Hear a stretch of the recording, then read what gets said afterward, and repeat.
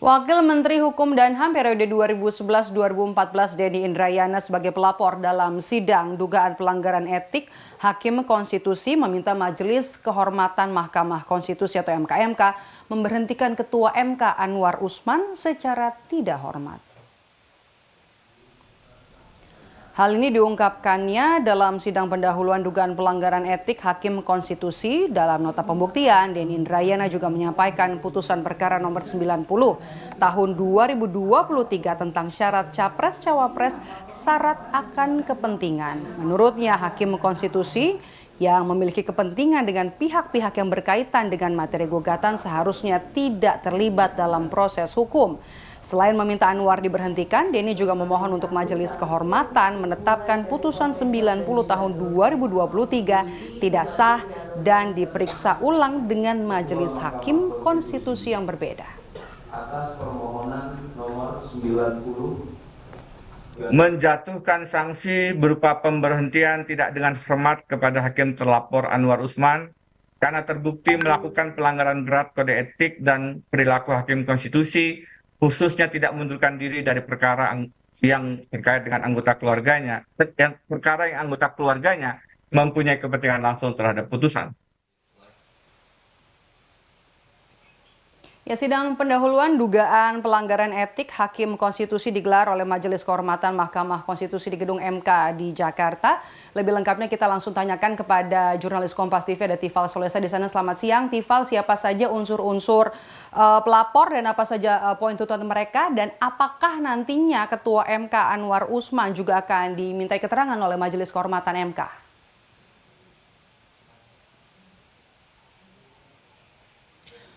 Begini, ada 4 pelapor yang dimintai keterangannya sekaligus dimintai bukti-buktinya terkait dengan proses sidang pendahuluan untuk dugaan pelanggaran etik terhadap Ketua Mahkamah Konstitusi sekaligus Hakim Konstitusi Anwar Usman. 4 pelapor ini terdiri dari Denny Indrayana bersama dengan tim hukumnya begitu.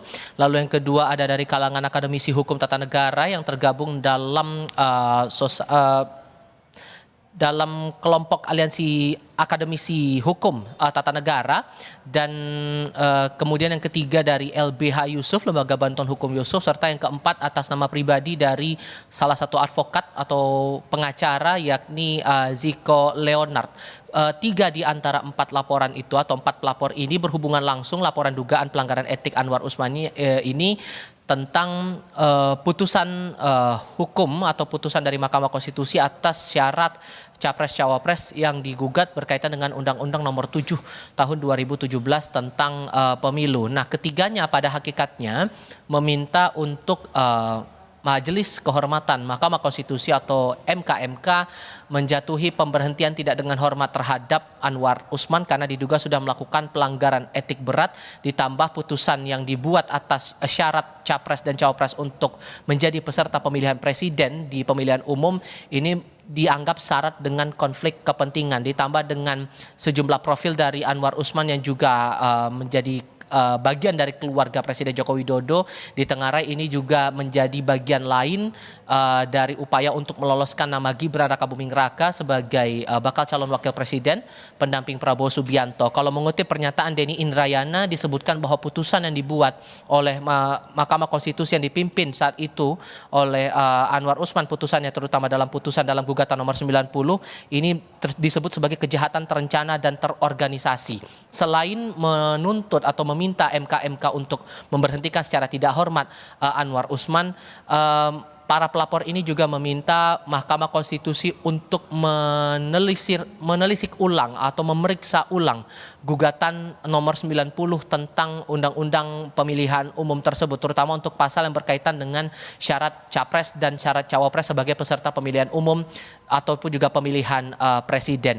Selain itu juga yang menjadi perhatian kami adalah terkait dengan sejauh mana kemudian langkah lanjutan akan dilakukan oleh Majelis Kehormatan Mahkamah Konstitusi. Selain dengan agenda hari ini sidang pendahuluan sudah berlangsung selama 3 jam dari pukul 9 pagi hingga pukul 12 siang waktu Indonesia bagian Barat.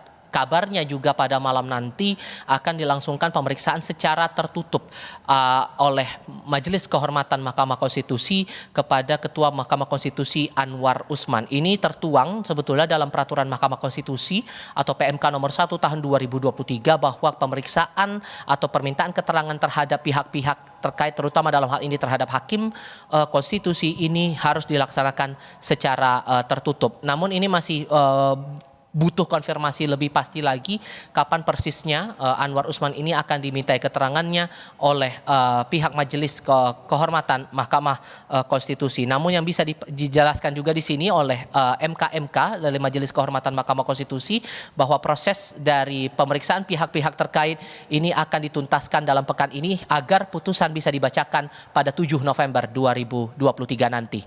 Kembali ke Anda.